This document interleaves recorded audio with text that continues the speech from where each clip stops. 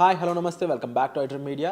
ఈరోజు మనతో ఉన్నారు సర్టిఫైడ్ ఫైనాన్షియల్ ప్లానర్ అయిన సుభాష్ బాబు గారు. ముఖ్యంగా మార్కెట్ క్రాష్ 10% కరెక్షన్ జరుగుతోంది, ఇంకా కరెక్ట్ అవుతుందా లేదా ఏంటి పరిస్థితి అనేది ఈరోజు ఎపిసోడ్లో తెలుసుకుందాం.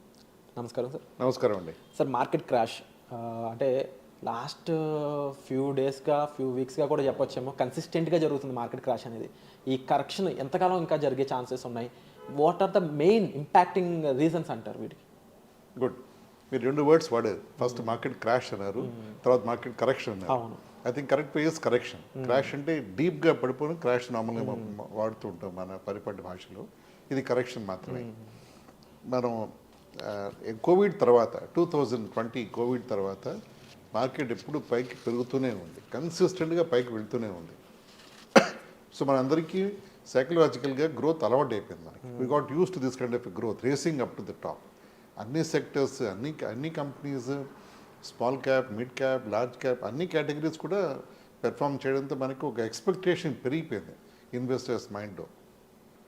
ఒక చిన్న 8 to 10% correction spread over 1 month చాలా మనం బాగా హడావుడి క్రియేట్ చేస్తాం మన మైండ్స్లో. ఎక్కడ చూసిన న్యూస్ ఛానల్స్లో, న్యూస్ పేపర్స్లో వాటిలో ఇనీషియల్గా చాలా స్ట్రెస్ క్రియేట్ చేసింది ఇన్వెస్టర్స్ మైండ్స్లో. చాలామంది డబ్బు విత్డ్రా చేసేసుకోవాలా, ఏం చేయాలి అని అడగడం, తర్వాత ఇలా క్వరీస్ చాలా వస్తుండేవి నాకు కూడా. నా అసెస్మెంట్ ఏమిటంటే పర్సనల్గా, also the experts view is that is only small correction in the market. కారణాలు అంటారా? దీనికి చాలా కారణాలు ప్రొజెక్ట్ చేయబడుతున్నాయి. ఒకటేమో మన లాస్ట్ క్వార్టర్ పెర్ఫార్మెన్స్ కంపెనీస్ది కొంచెం యావరేజ్గా ఉందని, బిలో ఎక్స్పెక్టెడ్ లెవెల్స్లో ఉందని, అదొక దాని కారణం వల్ల కొంచెం మార్కెట్ డ్రాప్ అయిందని ఒక థియరీ ఉంది. అలాగే ఫారిన్ ఇన్వెస్టర్స్ ఇండియా నుంచి క్యాపిటల్ బయటికి తీసుకువెళ్ళిపోయారు, అది ఫ్యాక్టే. అది ఎందుకు అంటే దాని కారణాలు చైనా కొంచెం ఇంప్రూవ్ అవుతుందని ఒక టాక్ ఉంది, లేదా ఇండియా మీద కొంచెం వాళ్ళకి డౌట్ కాదు కానీ కొంచెం వాళ్ళకి కాన్ఫిడెన్స్ లెవెల్ ఒక ఫ్యూ పర్సంటేజ్ పాయింట్స్ తగ్గిందేమో అని, లేదా వాళ్ళకి వాళ్ళ ఓన్ కమిట్మెంట్స్ బ్యాక్ హోమ్ వాళ్ళు ఫుల్ఫిల్ చేయడం కోసం కూడా వాళ్ళు ఇక్కడి నుంచి క్యాపిటల్ తీసుకువెళ్ళారని ఒక టాక్ అయితే ఉంది. ఏదైతేనే ఇండియా నుంచి క్యాపిటల్ బయటికి వెళ్ళింది, అంటే ఫారిన్ ఇన్వెస్టర్స్ డబ్బును విత్డ్రా చేశారు ఇండియా నుంచి. ఇంత ముందు కాలంలో అయితే ఇది ఇంకా పెద్ద కరెక్షన్ జరిగేది.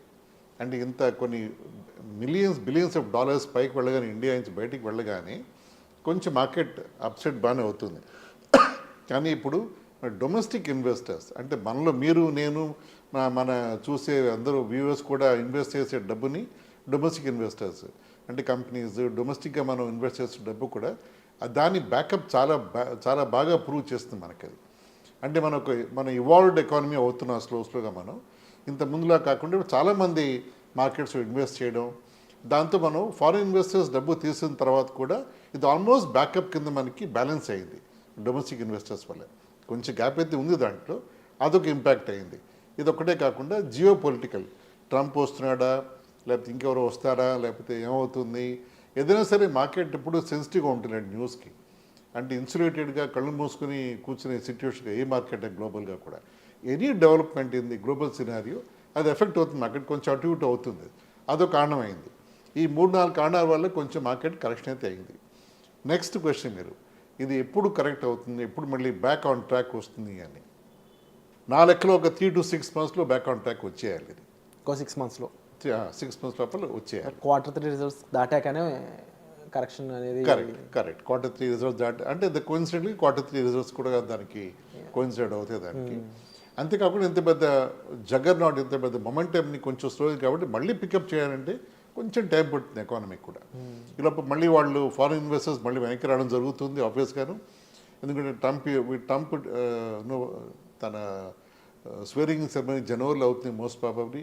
అయిన తర్వాత ఒక యూఫోరియా క్రియేట్ అవుతుంది మార్కెట్స్. మళ్ళీ అతను వచ్చిన తర్వాత మళ్ళీ వాళ్ళు వెనక్కి రావడం, చైనా పరిస్థితి చూడడం, ఇవన్నీ కూడా చాలా ఫ్యాక్టర్స్ ఉంటాయి మనకి. అంటే ఇప్పుడు కేవలం ట్రంప్ అనే ఒక వ్యక్తి కారణంగానే, అంటే అలాంటి ప్రెసిడెంట్ కారణంగానే డాలర్ స్ట్రాంగ్ అవడం కానీ, ఎఫ్ఐఎస్ ఇక్కడ సెల్ చేసుకుని వెళ్ళిపోవడం కానీ మెయిన్ రీజన్.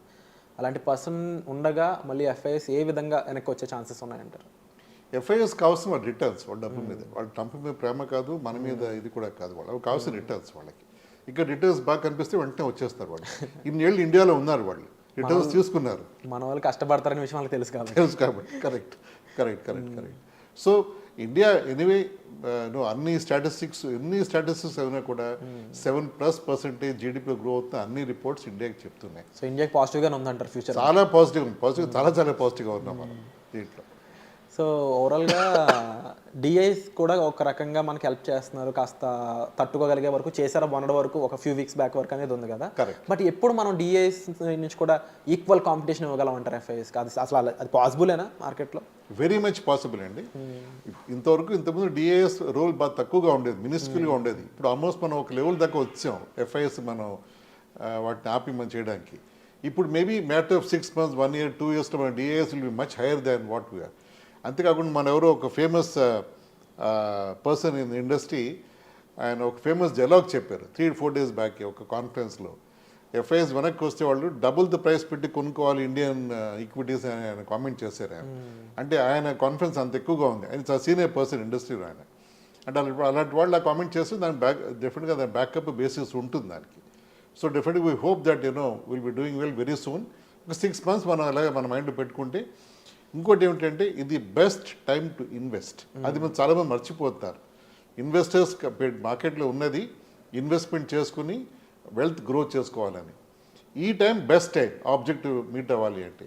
ఎందుకంటే బేర్ మార్కెట్స్లో ఇన్వెస్ట్ చేయాలి, బుల్ మార్కెట్స్లో ఎగ్జిట్ అయ్యి మనం డబ్బు చేసుకోవడం అనేది కామన్. నేను బుక్స్ చదువుతూ ఉంటాం. అంటే ఈ మాట అన్నప్పుడు నాకు ఒకటి గుర్తొచ్చింది సార్, మార్కెట్స్లో ఎప్పుడు ఇన్వెస్ట్ చేయడం గురించి చెప్తారు కానీ ఎప్పుడు ఎగ్జిట్ అవ్వాలి చెప్పరు. బట్ మీరు అదే చెప్పారు ఈరోజు. కరెక్ట్. సో అండ్ మార్కెట్ పడగానే జరిగేదే ముందు అమ్మేయడం, కంగారు పడడం, భయపడడం. కరెక్ట్. ఇదంతా కూడా మేబీ ల్యాక్ ఆఫ్ అవేర్నెస్ దీనికి మెయిన్ రీజన్ అని చెప్పొచ్చు. అండ్ యాజ్ ఎ ప్రొఫెషనల్గా ఎంతో కాలంగా ఇండస్ట్రీలో ఉన్న మీరు చెప్తున్న విషయం ప్రకారం కూడా మార్కెట్స్ పడ్డప్పుడు ఎక్కువ కొంటే దాని నుంచి వచ్చే బెనిఫిట్స్ ఇంకా ఏ విధంగా ఉంటాయి? హ్యూజ్గా ఉంటాయి. అంతగా చాలా ఆశ్చర్యకరంగా ఉంటుంది. కోవిడ్లో ఎంతోమంది ఇన్వెస్ట్ అయ్యి ఉండిపోయారు, అంటే సేల్ చేయకుండా ఉండిపోయారు. వాళ్ళ రిటర్న్స్ నెక్స్ట్ ఇయర్ 40-50% దాకా ఉన్న వెళ్ళిన కేసెస్ చాలా ఉన్నాయి. హైయెస్ట్ అనుకోండి. కరెక్ట్. చాలా హై రిటర్న్స్ వచ్చాయి. అది మళ్ళీ ఇప్పుడు రావచ్చు. మళ్ళీ మనకి ఇప్పుడు ఇన్వెస్ట్ చేసి మనం ఉంటే that's very good way to grow our wealth. Wonderful sir, and definitely wonderful information sir. Thank you so much for such information. Thank you. So దీనికి సంబంధించి మార్కెట్ కరెక్షన్ ఇంకా ఎంతకాలం జరగవచ్చు, అంటే ఇప్పుడు ఈ కరెక్షన్లో మీ దగ్గర ఉన్న అమౌంట్ ఎంత, ఆ అంశంని ఎలా ఇన్వెస్ట్ చేయొచ్చు అనే విషయాలపై అవగాహన కావాలనుకున్నట్లయితే డిస్ప్లే అవుతున్న కాల్స్కి కరెక్షన్ తీసుకోండి. డిస్ప్లే అవుతున్న నెంబర్స్ కాల్ చేయడం ద్వారా మీరు సుభాష్ బాబు గారితో డైరెక్ట్గా పర్సనల్గా కలిసి మాట్లాడవచ్చు. Thank you so much sir. Thank you.